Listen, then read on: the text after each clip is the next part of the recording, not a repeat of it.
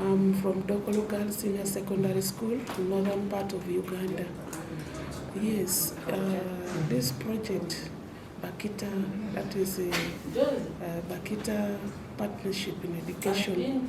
This is a project which was started by the JESUITS in conjunction with the ARU, that is the Association of Religious in Uganda. This was after COVID that they saw that there were girls outside there who have dropped out of school, who are vulnerable and have no ways of means of livelihood anymore. So they decided to give birth to this project in order to help these girls out. And it's called Bakhita Project because it was named after one of the Sudanese saints who also was vulnerable. She was a slave girl from Sudan. She was sold in a slave market and bought by goodwill wishers. And she progressed and became a nun of the Canadian sisters. So emulating this, there are girls like Bakhita's background. She was vulnerable and she was picked by good well-wishers and taken and brought up into education system, became a sister. And this Bakhita project also is open to help these girls who suffered more during COVID. Some of them had dropped out of school, some of them had given birth, some of them had no hopes of even going back to school. So in our school, we sourced out for these girls, we brought them back to school. There are 20 of them. They were enrolled in senior 3 and senior 4 as they requested us to. And by the time we were enrolling them, some of them had already given up hope in life, education. So when they were brought back to school, life came back in them. And right now, as I talk, they are very happy. They own the school as if the school is theirs. They are very good at doing charity work because they know what Bakhita project is really doing to them. And not only that, whenever they go out there, they advocate to other girls that in Dokolo Girls, we are being supported through the project of Bakhita. And the name they give to themselves, they call themselves Bakhita Girls. And during any assembly, when they say Bakhita Girls, is there any volunteer to do this? They are very happy to do it because they felt that they were brought out of a situation which was really unbearable, but now they are free, they are in school, they are enjoying education, and not only that, they now feel at par with their other friends who are in school, and they have high hopes that they are also going to achieve. And indeed, they have achieved because last year we had 10 girls who sat O-level exams, and a good number of them did so well, and there's hope that they are going to progress and be something in society.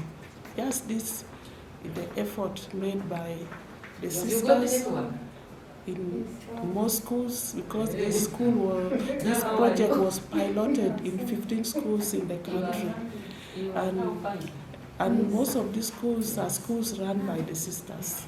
Okay. And indeed making the sisters be on the front line of really promoting education of the girl child, especially the vulnerable ones in the societies in which they are working.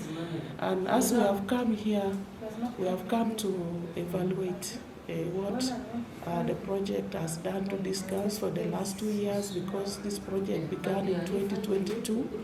And we are trying to evaluate and know what went well and what did not go well, so that before we start phase 2, we already know something that we have to work on still to bring abreast, so that we embrace the second phase of the project, which is ongoing and which is already at hand. And we are here to embrace it, again work for the goodness of betterment of our girls who were brought under this project. They pay for 20 girls in my school, and they have ended up doing it for about 4 terms. So I'm very happy with them because the girls had dropped out of school, some after COVID-19, and they were very needy, poor. But because of their intention to retain a girl child in school, they came up when I consulted them, and I supported the girls, and the girls are now happy. It is the joy. The girls are strong, they are studying well, they are well behaved. By the way, in school, everyone is referring to them as good, well behaved girls, role models to the rest. They are not worried of school fees. I pray that this project continues, and I thank the Jesuit fathers who started it. I thank the sisters, especially our sisters who are representing different congregations in this ARU, who have labored day and night to make sure that the girl child is retained in school. May God bless you, and how I pray that they may keep on supporting them until they get skills or come out as responsible citizens to uplift the society, to uplift the nation and our church in general. Thank you very much. I'm glad to be at ARU. One of the key areas that we work on is on issues to do with empowering girls, that is quality education. And I'm here for the workshop, consultative and planning workshop for the school administrators who are under the Bakhita Partnership for Education project. Bakhita Partnership for Education project is a project that was rolled out 3 years ago at the height of COVID-19, and the project was to ensure that we are able to bring girls back to school. We realized that before COVID, there were girls dropping out of school in Africa, but then after COVID-19, during COVID, the COVID increased, heightened the number of girls who are dropping out of school. And so this project came in with the funding from Hilton Foundation to support girls so that they could be able to get back to school. So the objective of the project is to ensure 100% retention of girls in school in Africa. The project currently supports 3 countries, and the countries are in Kenya, Uganda and Zambia. Although in the second phase that we are here for is that we are going to expand our scope to 2 more countries, that is Tanzania, and we're also thinking of Malawi. But then later on we'll be expanding to DRC and one of the countries in West Africa, probably Ghana. So the purpose of this workshop is to review the outcomes of phase 1. Of course, phase 1 we're able to support girls. We have been supporting girls in each of the 3 countries, Kenya, Uganda and Zambia. We've been supporting 15 schools each, a total of 20 girls per school. That is on average around 300 girls have got support from us in terms of school fees. And so we are here to review the outcomes of phase 1 and see the activities for phase 2 as we now get into phase 2 that is going to run from 2023 to 2026. Yes.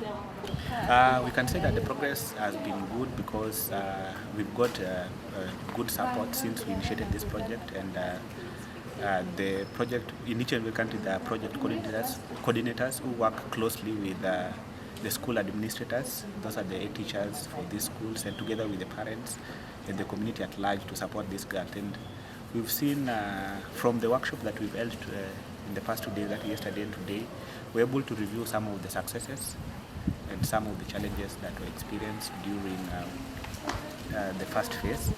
And from the outcome of this meeting is that we're able to find that the successes outweighed the challenges. So there are very few challenges of experience, and so we are very happy because the beneficiaries are very happy about the project, and they want us to support more. So we are still thinking of how we can expand our scope in terms of supporting more girls. And in the next phase, the second phase, the target will be on 75 schools, because we are adding 30 more schools, that is 15 in Tanzania, 15 in Malawi. And so we expect to support around 1,500 girls